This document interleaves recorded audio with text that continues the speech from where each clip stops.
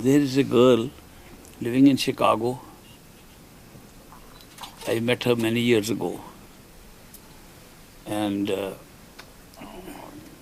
before she had ever met me, she was coming with her parents to attend a meeting. And on the way, she pictured what I look like. And she pictured I must have a white beard. So when she arrived and saw me, the face was the same, but she pictured, but the beard was missing. And first thing she asked me is, "Where's your beard?"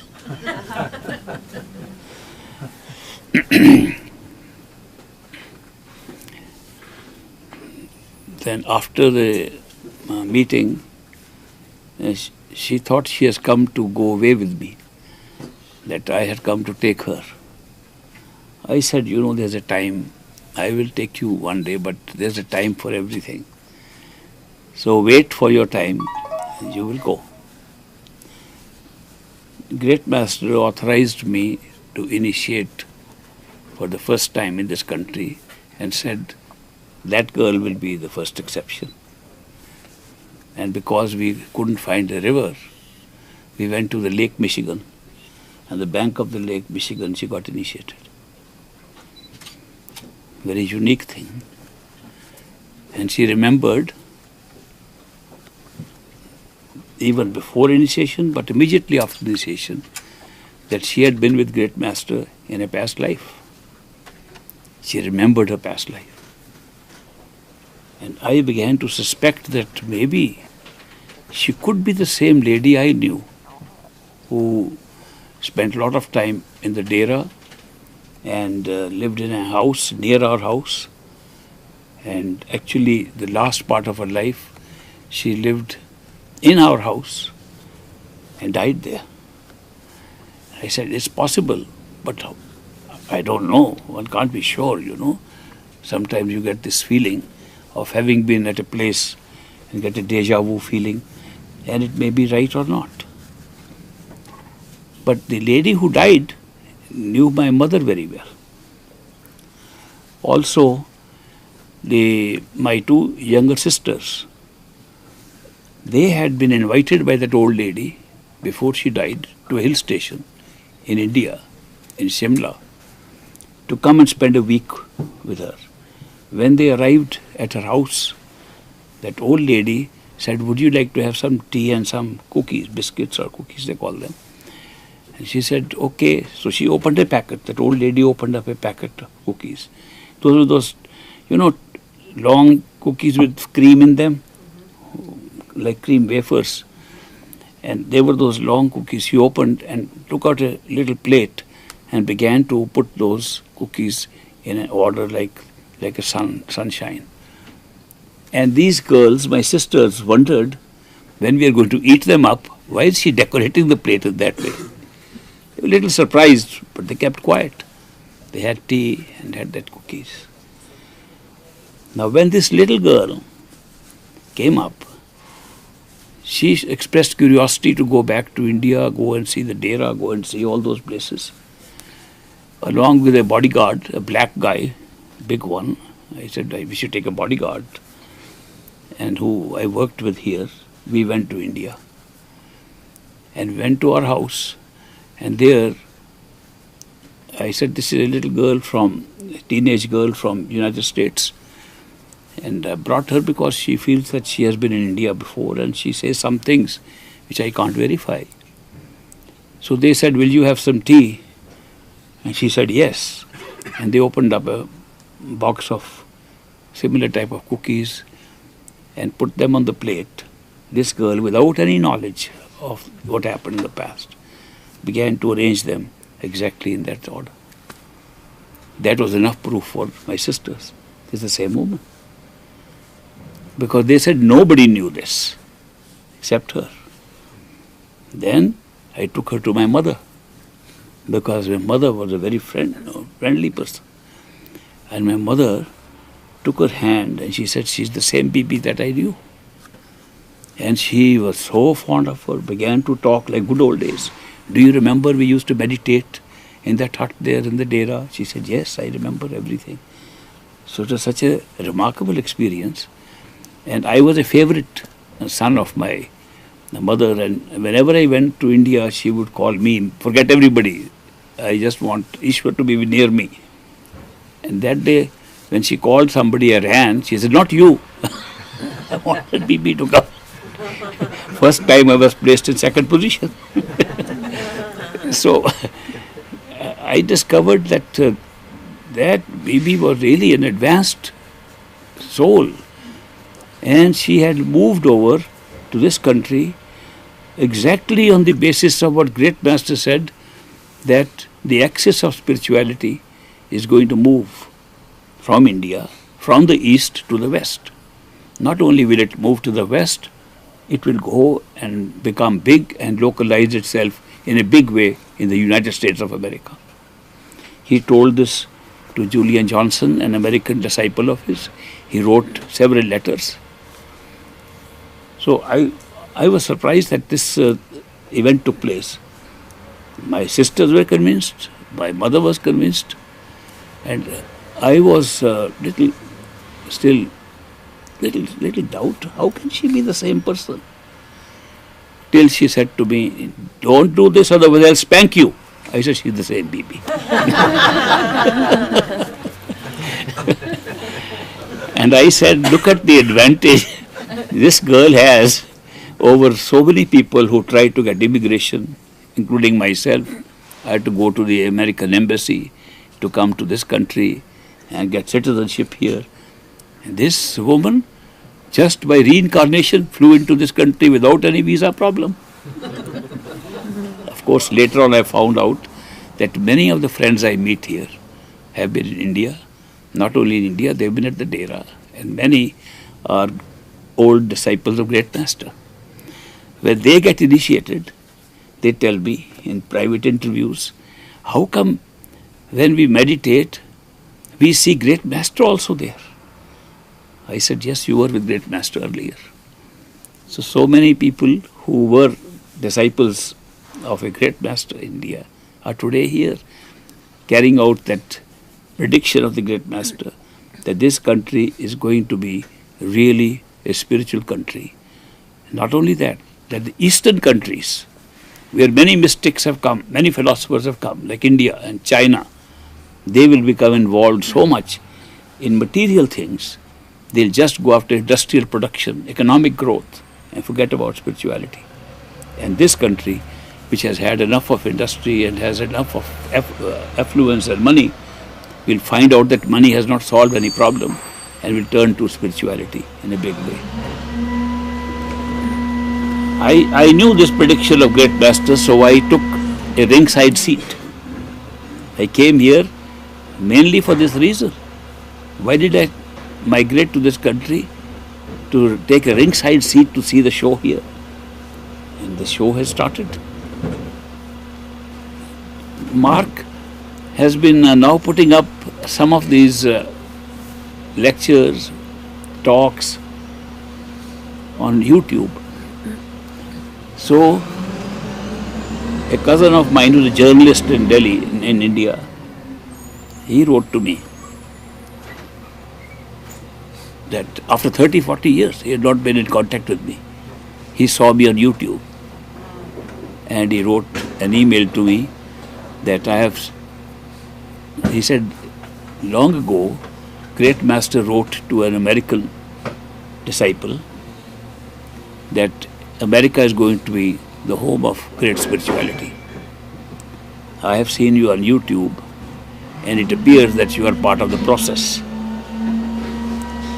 I wrote to him that not only he wrote to American disciples, he also mentioned to Dr.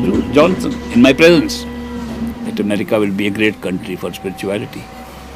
On the day I received his email, I got an email from David sending me a copy of a letter written by Great Master in July 1937 saying the same thing. And neither he knows that I got the other email on the same day. That these coincidences are remarkable. These coincidences have always affected me. How can such a coincidence take place? What do these coincidences mean? I discovered that when one comes on the spiritual path, the number of such coincidences increases in one's life. That we begin to notice more and more, how could this happen at the same time? How come I opened a page of a book, it gave an answer to a question I had this morning? How come I'm driving my car on the way and there is a hoarding, a board on the road dealing with an ad, nothing to do with spirituality, but one line in that is answering my question of the morning or of yesterday. How do these things happen? So when we look at these things, we understand that coincidences, coincidental happenings are not accidental. There is something more in them. And I had to study it. What is the connection between spirituality and coincidence?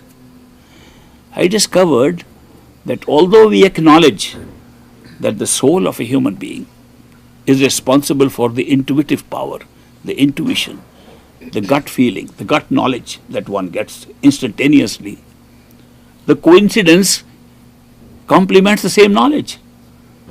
That when you have some hunch, this is going to happen, you go, the next coincidence that happens confirms the same thing. I found that whereas intuition is an internal knowledge, coincidence is a verification externally, outside. So internally and externally, do not think they are so far apart. Some people think that outside is all terrible, we have to go inside. That is what the masters are saying. That's what Ishwar also said last time. Go within, don't, outside is all attachment and all that. That's not really true. The truth is that whatever is inside is also outside. That the outside is a projection from the inside. What is happening inside us is also our experience outside in this world. And that's why outside coincidences are corresponding to our own spiritual growth inside. So when you find a number of wonderful coincidences happenings taking place outside, how you meet certain people suddenly, how you come across a book suddenly, how you do these things all of a sudden without knowing how it has happened, it corresponds also to the same thing happening inside you in terms of spiritual awakening. So that is why that means there is a language being spoken to us which is more than the language of the mind. It's more than our mental thinking. And that comes suddenly and has no relevance to our mental thinking, but gives us instantaneous good knowledge that comes through intuition and circumstances and coincidences. There was a mystic whose name is even known in this country, Rumi, Maulana Rum, Jalaluddin Rumi. He wrote certain poetry called Masnavis, and in one of the poems he says, people tell me it is good to live in the will of God. Isn't everything the will of God? Isn't everything that is happening the will of God? What other will is there? Well, okay, let us say there is a mind's individual will. We have an individual will operated by our mind, and then there is God's will. Assuming there are two wills. Of course, you can't have individual will if God doesn't will that you should have an individual will. But let's say there are two things, that there is your mind's will and there is God's will. How do you determine what is God's will? You can always say, well, I'm going to speak to God. God, I want to do this thing. Is it your will? Answer says, yes. Isn't that not the mind also? The both are mind's will. How do you find out what is God's will? And he gives an answer in that poem. Rumi says, if a spade has been placed in your hand, God has expressed his will, dig. If a pen has been placed in your hand, God has expressed his will, write. If a circumstance has been created around you, not by your mind, it's been created by circumstances and coincidences, God has expressed his will, and follow it. Now you will notice that these coincidences as an expression of God's will correspond to our intuition also. So intuition and circumstance are a good indication. Some people call them clues. I know my friend Huey calls it a clue. He says, I know a clue what to do. The clue is when I get a hunch and I also see a circumstance outside corresponding to that, I've got a clue what I'm supposed to do. If one wants to lead a life, a spiritual life, that's the best way to do it. Look up with your gut feeling what's there. See if a coincidence outside corroborates it, confirms it. Do it. Don't wait for the mind to comment upon it and say, maybe it's good, maybe it's bad, maybe I should do it, maybe it's not. Make the mind do it. You will notice the whole life changes. Now what we are doing is, we use the mind to make decisions. Every decision we make with the mind, and then we regret it. And then we are feeling guilty about it. Why are we having guilt and regrets all the time? Because we are relying on the wrong thing for making decisions. If we make our decisions intuitively and check them out with what has happened as a coincidence outside, you will find that you are following the right track and you will have no regrets. Because when you use your mind to make a decision, you use a process called logic. If you study the philosophy of logic, you will find logic is of two kinds. One is deductive logic and one is inductive logic. Deductive logic says, if you know this wall is yellow painted, and that's a portion of the wall, that must also be yellow. That's deductive knowledge. You deduce from a large premise given to you a small section of it and come to a conclusion. It does not add to any new knowledge. It just gives you a confirmation of part of the knowledge which starts with the premise. Deductive knowledge has never added to real knowledge. It's just a way of rationalizing things. On the other hand, inductive knowledge says, if this wall goes around and is all yellow, probably on the other side also it's yellow. Inductive logic always have maybes and probabilities in it. It follows the law of probability. Therefore, it's never certain. What kind of logic is it? Either it gives no knowledge if it is deductive, or it leads to a doubtful knowledge if it is inductive. Does it give any other knowledge? Logic has never given anything. There was a great writer at Harvard University, Charles Pierce Sanders. He wrote a number of volumes on philosophy. One of the books was Exact Logic. I studied that book. And exact logic, he says, exact logic is not logic at all. Exact logic is intuition. When you intuitively know something, that's exact knowledge. Why? Because whereas logic depends on the premise you feed into it, logic depends on the data you give to it, and then come to a conclusion. Intuition depends on all the previous impressions you have had since the birth of your DNA molecule. Intuition is not based on any new information you put into your head. Intuition is a gut feeling coming from your total experience. Even the biologists have now realized that intuitive powers come from the DNA molecule, and that has carried the memories of all your previous lives also in every kind of species through the Darwinian table of progression. So therefore, intuition is something very different. It picks on your total knowledge. But you don't know it because you don't remember any of those things. That's why it looks like a hunch, looks like just a gut feeling. But it's not really a gut feeling. It's an assembly of knowledge over a vast period of time, way before you were born. And that all gets out in the form of a gut feeling or a knowledge.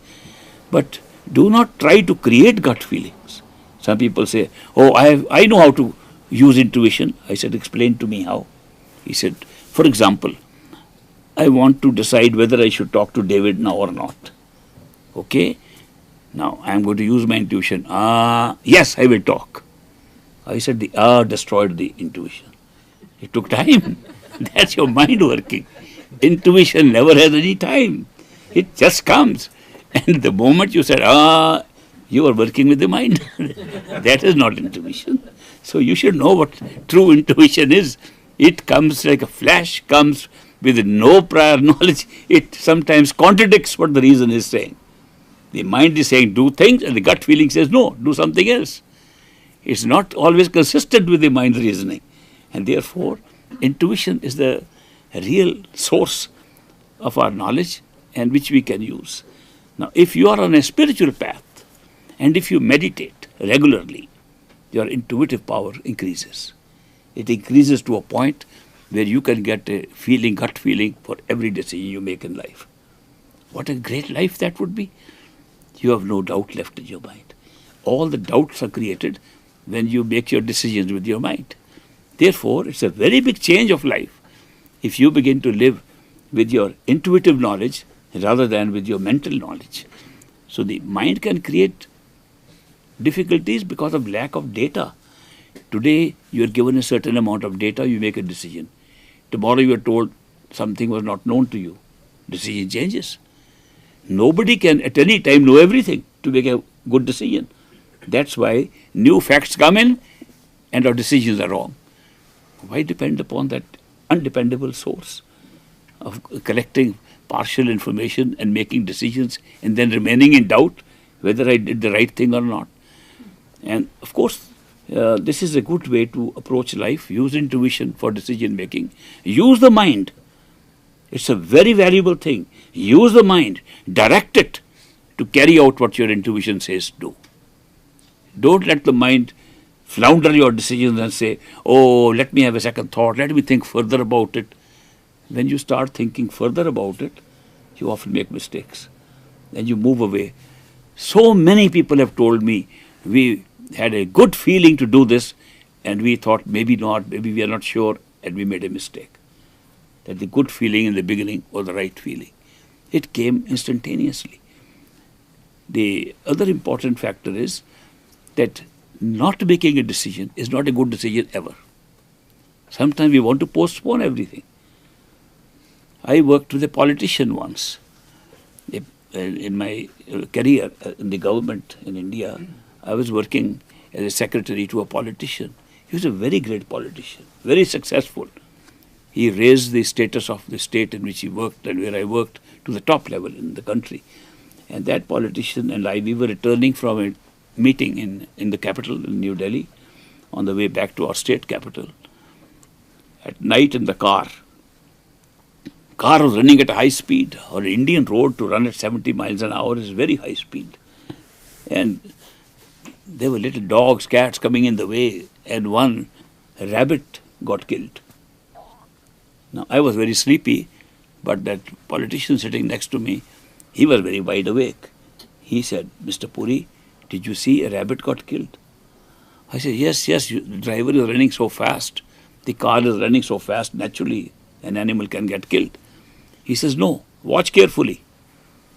Look at all the rats running across the street.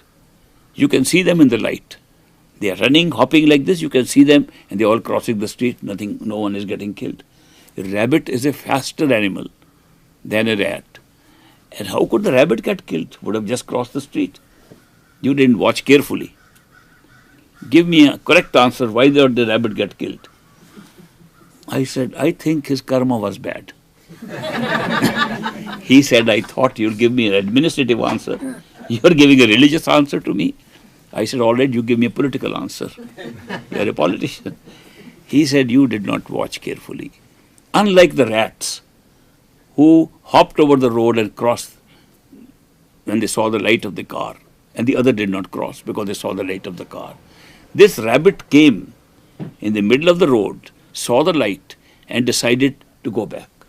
He turned around, and once he turned around, he could have gone back. He again changed his mind, and he tried to go again across the street, got killed. Rabbit got killed by indecision. So do men get killed by indecision. So do families get killed by indecision. So do nations get killed by indecision. Indecision is a bad decision no matter what. A bad decision is better than indecision. Because if you make a bad decision, you can find out it was bad and correct it. Do something about it. If you don't make any decision, that's always a bad decision. Now, what makes us indecisive is too much thinking with the mind. We employ the mind to be indecisive instead of being decisive. Whereas intuitive life, it quickly decides. Just go with the gut feeling and go ahead. If something doesn't work, change it. So, the best mantra I ever heard is a 2-word mantra. It's a very good spiritual and physical mantra. 2 words only in English. It says, so what? Whatever happens, you can say, so what? There's always a cure for everything. There's always a remedy for everything. You can always reverse most of the things that happen. We worry unnecessarily. There was another philosopher from India who came to this country, lived in California for a long time and wrote many books. And his name was Dr. Tind. And Dr. Tind, I have met many of his disciples over here. Dr. Tind came to India and he gave a lecture. And the words I remembered the most and which I liked so much was, he said, when a problem comes into your life, never postpone dealing with it. Never run away from it. Deal with it squarely on the face. When a problem comes in front, meet it, greet it, and beat it. 3 simple words. Don't skirt around it. Meet it, greet it, come on problem, I'm ready for you, and beat it. Right there. Postponing does not take away the problem. It only adds to the problem by making you wait for it and not knowing what to do, indecisiveness. So that is why this change of life that I am recommending, that you use your gut feeling more, use the intuitions that come around you more, they help you in every way. So they make your life much easier. And these maybes and perhapses disappear. That a person who is always talking of, maybe this will happen, yes, it will happen like that. You know, when you go to a class, a professor teaches like that.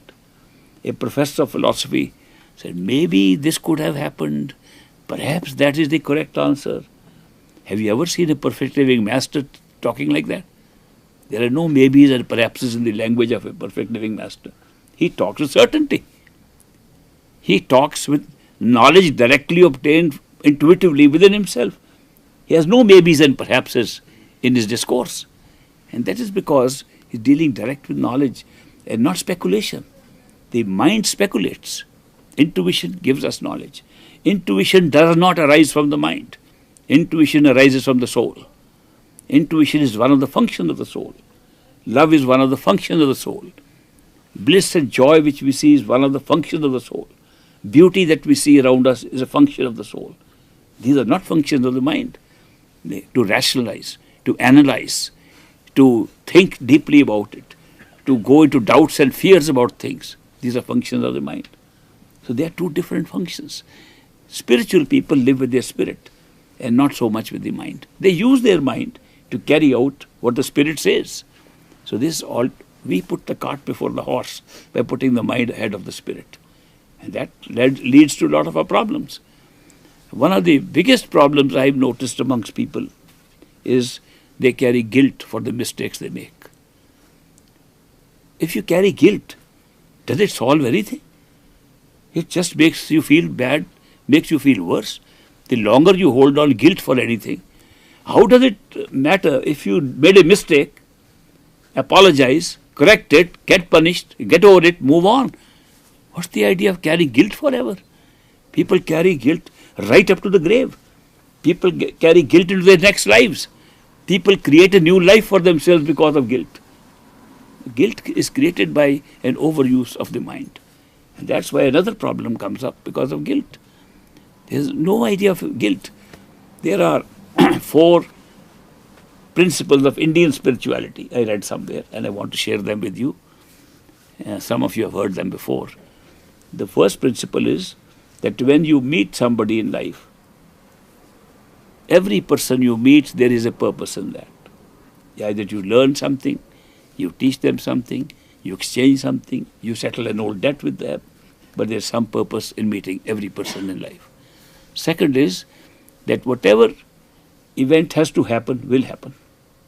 No matter how hard you try and say, I'll stop it, I'll not let this happen. You can try hard, it still happens. Third principle is that the time for everything to begin is fixed. And you can be impatient. I am very impatient. When will this happen? When will this happen? It will happen at the right time. You can't help it. But the fourth principle is the one that appeals to me the most. It says, what is over is over. Don't keep it in your mind. Don't live in the past.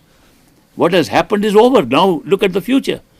So many people waste their life constantly regretting about the past, constantly living in the past. They should move on, forget the past, and move on. So these are some of the hindrances that have come into our life, which are man-made, created by our own minds. And we can easily avoid all of them by living a spiritual life. So spiritual life is not merely to discover any heavens inside us.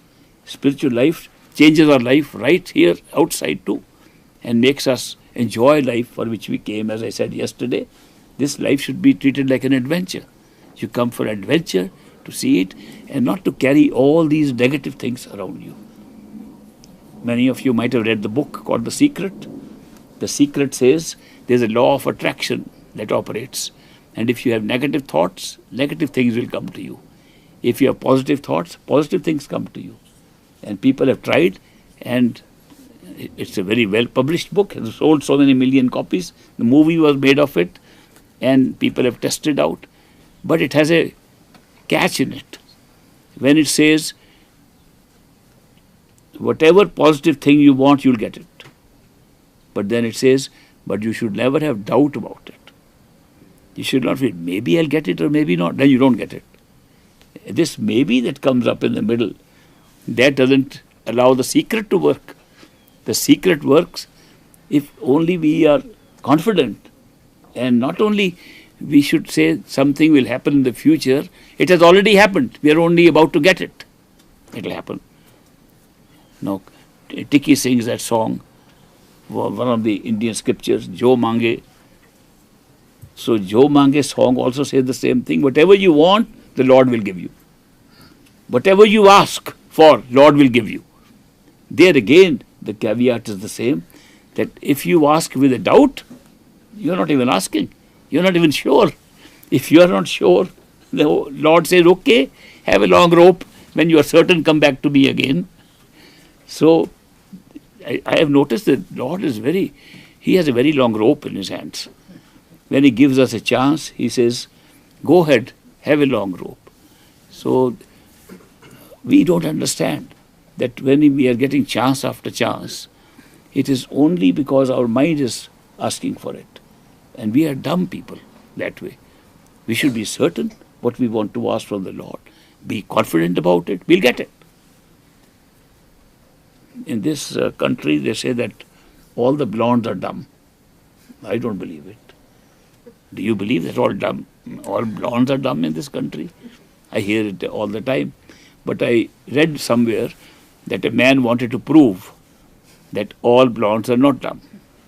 So he held a conference of all the blondes. He collected 100 blondes in a big hall.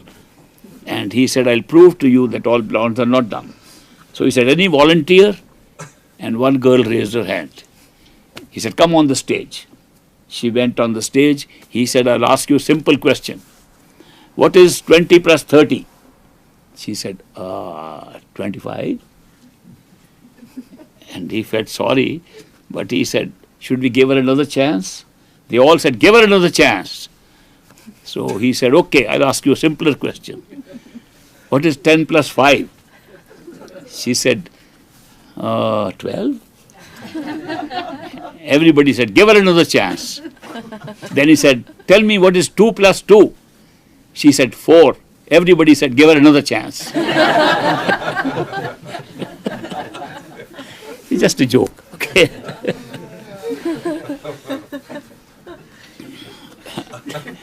I am very happy that David has invited me here to meet all of you and to share these views and jokes with you, so that we know that it's good to laugh.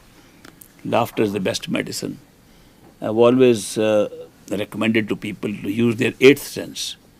Some people have never heard of eight senses. How many of you have never heard we have eight senses? Okay. How many have heard that we have 5 senses? All. 6? Some of you. Okay, 5 senses everybody knows. They are the senses of perception, seeing, touching, tasting, smelling. Those are all 5 senses known to us. 6th sense is the intuitive sense. And they say women have 6th sense. I think everybody has 6th sense. We don't use it. 6th sense is the gut feeling that we get. Seventh sense is even more important than these six. It's called common sense. It's very uncommon. Common sense is the sense which tells us the difference between the chaff and the grain. It tells us what is important, what is not. It tells us how to lay our priorities in life. And very often we spend so much time on trivial things and forget the more important things. That's lack of common sense. So common sense should be used to prioritize our life. To say what's important, let's give time to the more important things. We have limited time. We cannot do everything. Nobody can do everything. Let us pick up what is important, what is not. Prioritize it. Common sense enables us to do that. But the best sense is the eighth sense of humor, the ability to laugh. The ability to laugh not at people, but laugh at yourself. Laugh at any situation and use the big mantra. Laugh it out and say, so what? So that's why use all the eight senses and the big mantra. These are very helpful in life. All these tips I give, I have employed them myself. It has worked for me. I am sure they'll work for you also. So people ask me, what is the secret of my happiness? How can I always be happy? I said, the mantra. So what? So if you have any questions, I'll be very happy to answer. Yes. It's all activity of the mind. Yes, because possibility does not say certainty. Certainty is a function of the soul. Possibility is a function of the mind. How about dreams or like vision mapping? There are two kinds of dreams, and then I'll talk about vision and goal also. The dreams are sometimes a continuation of problems that we carry with us and go to sleep and carry them. Those dreams, you will notice, are mostly monocolor. They are in buff color, skin color, and ranges of the red spectrum. Those dreams do not have any blue or yellow in them. Then they are very vivid dreams, which you sometimes get. Those have those blue and yellow colors. You can recognize them. They are so vivid and so clear. They are lucid dreams. And some of them reveal something that's going to happen. They give you knowledge. So the two dreams are different kind. So far as goal setting is concerned, yes, setting a goal is good, provided you can set it not with a possible goal, a certain goal. I have conducted business courses on this, how to set goals. And the goal is set like this. Think where you will be 10 years from now. Not, it's possible I'll go into this career, I'll do this. That's not a goal.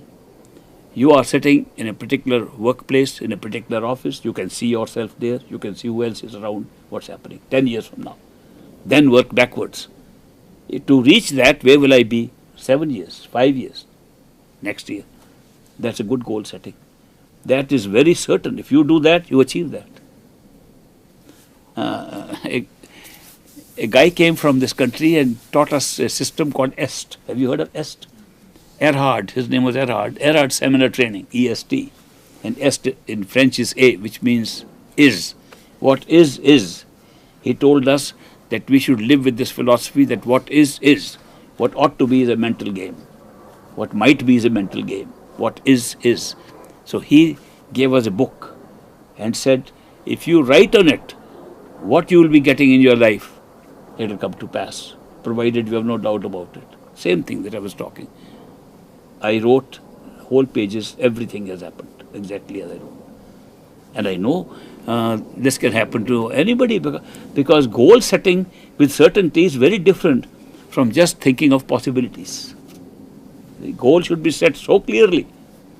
Not that you say, now I am going to take up this course, now I am going to do this work, now that will be my career change. No, this is babies and perhaps it's a very clear goal set way ahead, 10 years, decade ahead, and then you approach backwards and say what should you do tomorrow for that goal which is 10 years, it works. Right? Any other question?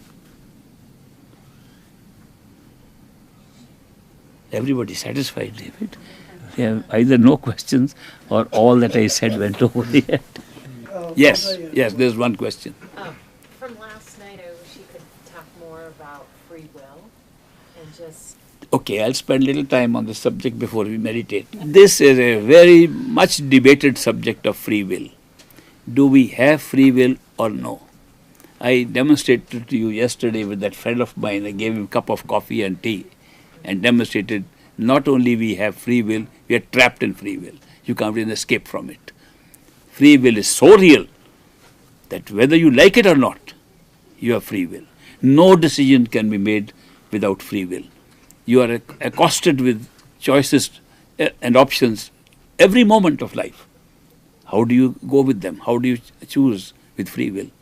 So free will is a live, actual, dynamic experience we are all having.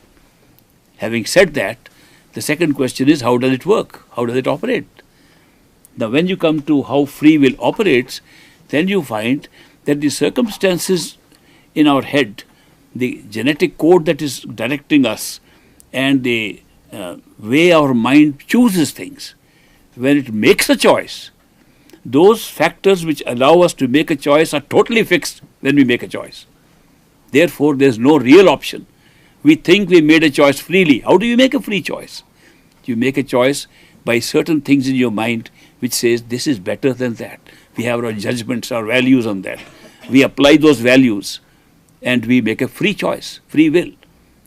Now, when you look at those values and those factors of choice, you will find at any time we make a choice, those factors are either hereditary or environmental.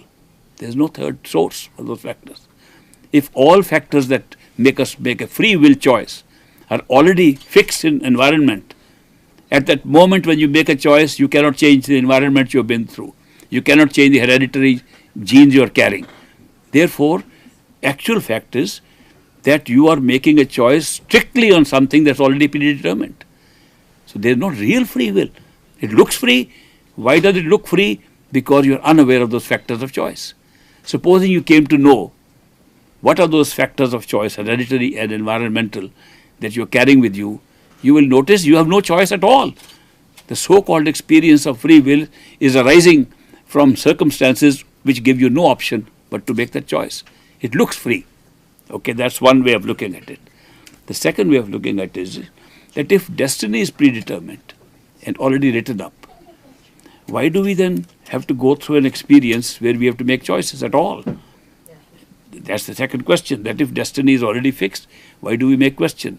That is because the nature of destiny is to create reward and punishment for us. And no reward and punishment can be created if you are not responsible for the action. If you say that this choice was already made and written up somewhere, can you be punished or rewarded for it? Therefore, the whole law of karma goes down the drain if everything is predetermined. What are we talking about? Because if you cannot make a choice except what is predestined and predetermined, then the punishment and reward that has been predetermined, you are not really responsible for it. It was, you went on a predetermined course. Why are you being punished? Why is karma operating on you? The truth is, just like free will is illusion because we don't know the factors of choice, just because free will looks real because we don't know what choice we have made, karma is also illusion and only applies when we have no knowledge how free will works. Karma is not real either. Destiny itself is not real either. We go through it because we, being ignorant of the reality, we think this is real. So once we start adopting that this body, this mind we are working with is the only reality, and we are ignorant what's going to happen in the future, we can't see it, we are confronted with this. If we don't do anything, that's also a choice. If we do something, that's also a choice. If we do this or that, it's a choice. Can we get out of choice making? No, because we have no option, no knowledge. Supposing you are able to step up into another world where you can see this destiny, how it's working, and all laid out already, you will notice that the operation of free will, the making of choices, is part of the destiny. It's exactly written up how you make a choice. Not that you will, like that man told me, not only that you will put up number 3 and put up that name of a flower. He said, you thought I am going to fool this fellow and I'll put another number. He could even read the process in which I made a decision. So when we say that we experience free will, we experience the reality of free will because of lack of knowledge. Ignorance creates the experience of free will to be real. Ignorance of the reality makes us feel that the punishment and reward is real. Ignorance of the reality, of our own reality, shows that it's not predetermined. We have many possibilities, many choices, and therefore we can pick up any choice. If you can see, even once you can have a glimpse within yourself and see your predetermined destiny, everything changes. You discover free will was merely a predestined process going through you. So this is something so interesting. The only way to be able to get a complete answer is to go above the mind. If you have one trip to your consciousness above the mind, the whole answer comes up that this was a mental game. The whole law of karma itself was illusion created along with free will, along with predetermination. Everything was one package. It was not that one thing was real and the other thing was not real. The whole thing is the same level of creation, same level of illusion. But we, through the process of illusion, have never created illusions. We have used illusion to create reality. This reality we are living in is our only reality. We are all sitting, I am talking to you. If I knew you are a dream world and not real, why would I waste my time talking to you? I think you are all real, I am real. Every one of you thinks the whole gang is real. Same thing we do in a dream. We go to sleep at night and we have a dream, we see 10 people. And one of them says, it's a dream. You say, how can it be a dream? Do you think it's a dream? You ask all the 10 people. They say, no, it's real. We think it's real. Then we wake up and discover not only we were dream creature, they were all dream creatures. We were trying to verify a dream from other dream creatures. How do we verify this reality? By checking with people of the same level of reality. There's no way to do it. You have to awaken to a higher reality to check if this was real or made up. So when you go to a level above the mind, you find the whole principle, the experience of free will, the experience of predetermined destiny was an illusion set up for an experience. State of higher consciousness helps more than any emotion can. State of higher consciousness helps more than any dieting can. State of consciousness can help more than any exercise can. State of consciousness can help more than any fitness program can for the body. Yes? One question I remembered mine. If there is no decision that is either good nor bad, it's how I said yesterday, these are all social values imposed on us by religion and society, and we had accepted them. And we have accepted them as if they were universal values for everybody, but they are not. They are all set up by society at different times, and what is good or bad keeps on changing. In different cultures, it's already different. In different times in the same culture, it's already different. There's a German philosopher, Immanuel Kant. Immanuel Kant wrote many treatises, and one of the treatises is a treatise on morality. And he says, first he defines the mind as merely an experience of three categories: time, space, and causation. When you place your experience in time and space and say there's a cause and effect of everything, you create morality. Because in order for cause and effect to operate, there has to be good and bad to give you choices to make. And then you say, I want to make a good choice. So he says all these are categories of the mind. He says the mind creates these categories and you need a morality in order to have these experiences. And then all the laws of punishment and reward arise from morality. And morality can be different at all times. But you have to have a morality just to experience even free will. Because when free will is experienced, you have to say what is good, what is bad. How do you choose? How do you choose between two options? And we always have, this is a better option. We always have to decide what's a better course for us. Therefore, it's inevitable while you have the experience of free will, however illusory it might be, you have to have morality with it. If you're truly living in your higher self, though, does the good and bad go away somehow? Yes, they absolutely go away. And then you just live your life on instinct and it's not instinct, intuition. Intuition. The big difference between instinct and intuition. Instinct is programmed into us. Our heart is beating by instinct. Animals are all working continuously on instincts, which are pre-programmed. There is no consciousness involved in instinct. It's an instinctive reaction to things. Whereas intuition gives you knowledge. When you live, you don't live by instinct, you live by intuition. If you live by instinct, you live an animal life. If you live by intuition, you live an awakened human being life. So There's a difference. that plane. Everything moves smoothly. Everything It's goes just smooth. smoothly because you're living in the will Neither that good prevails. nor bad, just smooth. Everything goes smoothly because you are not trying to make decisions, you live with the will that's prevailing. And then later on you find out, in any case you would have lived in that will, even if you are not fettered about with your mind. Oh, So higher life is much better. Okay? I like that. Thank you. Yeah. Okay. Yes. What about doubt? Doubt is a natural product of the mind. Just like different things we have, like a body, and we have a thinking mind. So long as the mind is thinking, the thinking of the mind is the same thing like the heartbeat of the body. If the heart stops, the body falls apart, dies. If the mind stops thinking, it dies. So mind has to think.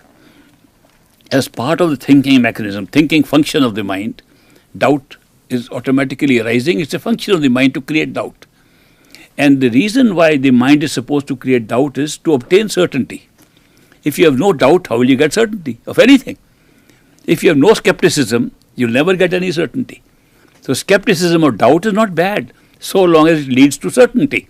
But if you live in doubt and never find certainty, then you are in trouble.